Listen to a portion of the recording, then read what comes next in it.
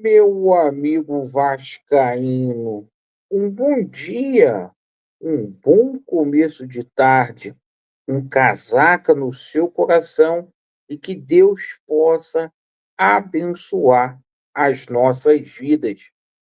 Mais um vídeo para a gente dar ênfase aos principais assuntos inerentes ao nosso amor em comum, o Clube de Regatas Vasco da Gama, no primeiro dia do mês de agosto, e eu te convido a fazer uma reflexão. A gente vai falar muito sobre investidor, planejamento e reforço. Um vídeo resenha, mas para a gente também passar as notícias dos gigantes da colina. Pessoal, você que não é inscrito, você que está simplesmente descontente, se inscreva no nosso canal e venha fazer parte da nossa família.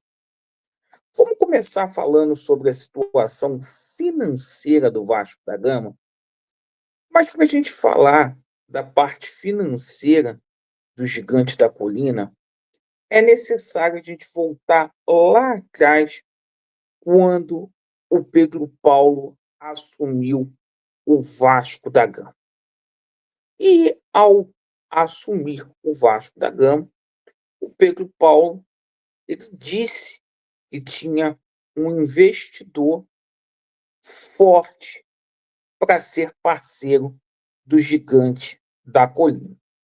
Vamos voltar ao passado para a gente falar do presente e do futuro?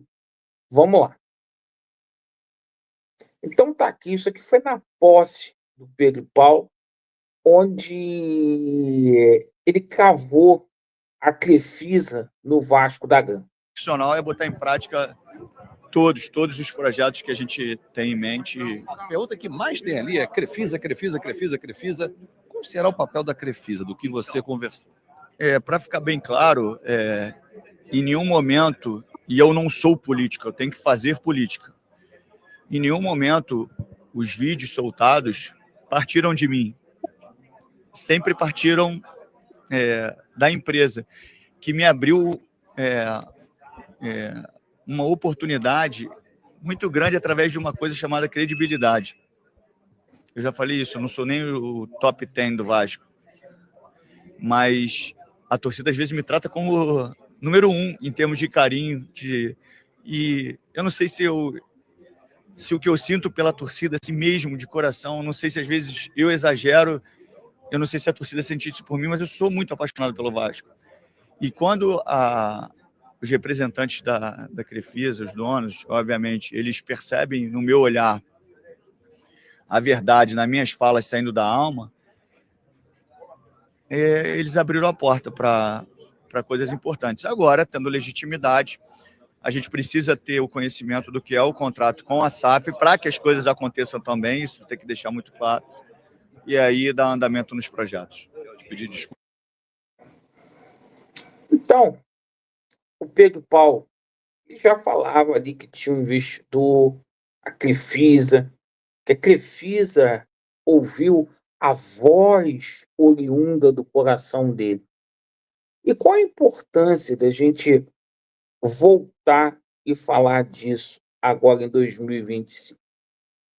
Porque se passaram nada mais, nada menos do que 1 ano e meio.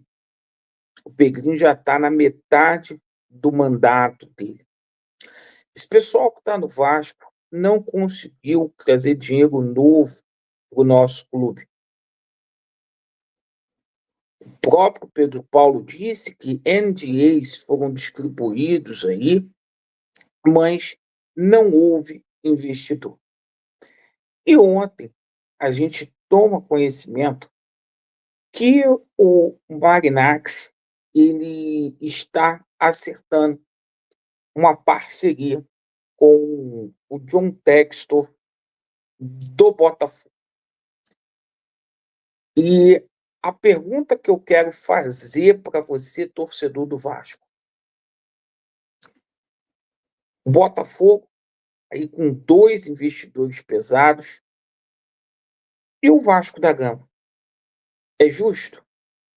O presidente que prometeu a Crefisa, o presidente que disse que distribuiu 8, 9 NDAs, não sair da zona de conforto, só reclamar e não ir atrás de um investidor? Pois é.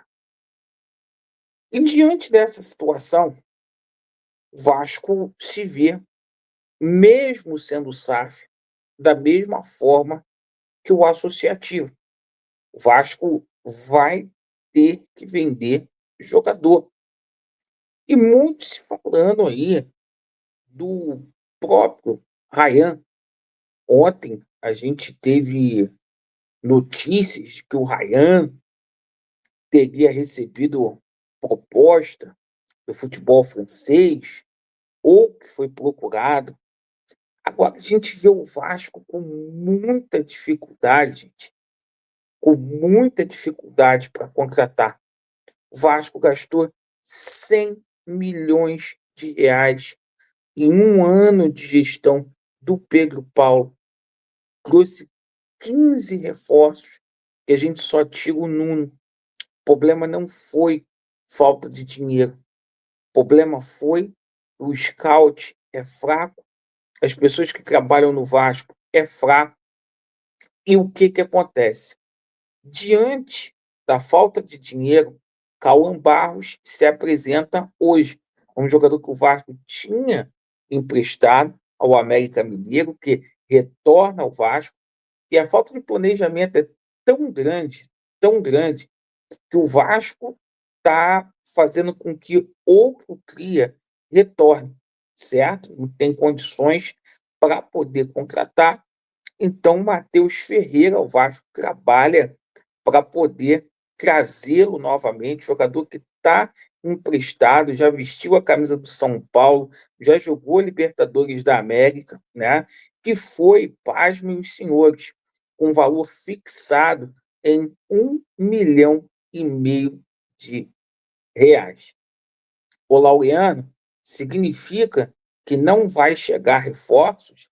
Vai chegar reforços, mas é tipo dessa forma como eu vou colocar aqui para você, torcedor do Vasco, nesse momento.